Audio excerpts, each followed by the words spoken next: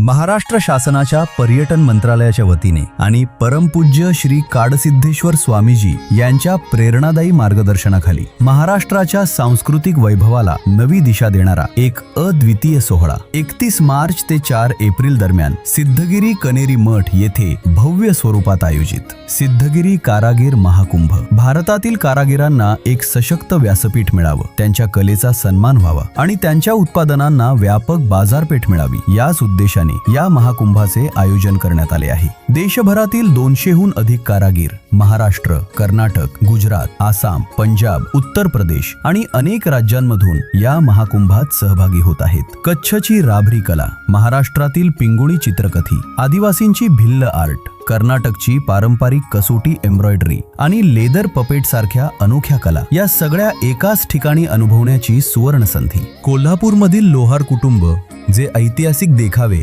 किंवा पारंपरिक कलेचे अतिशय सुंदर व प्रतिकात्मक असे हॉबी थिएटर बनवते, ती कला आपण येथे बघू शकतो। हा महाकुंभ केवळ प्रदर्शन नाही तर कारागिरांसाठी उद्यमितेची नवी दिशा आहे। तरुणांना उद्योग आणि स्वावलंबनाच्या दिशेने प्रेरणा देणारा एक प्रभावी मंच। लोप पावत चाललेल्या लोककलांचा जागर, वासुदेव, भारूड, पोवाडा, कीर्तन आणि पारंपरिक खेळ गाणी या महोत्सवात पुन्हा एकदा जिवंत होणार आहेत।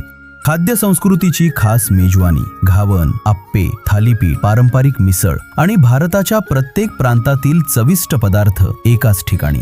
कला, संस्कृती, परंपरा आणि उद्यमिता यांचा संगम। सिद्धगिरी कारागीर महाकुंभ हा अनुभव नक्की घ्या। आपल्या कलेला द्या नवं व्यासपीठ आणि भारताच्या परंपरेचा घ्या अभिमान।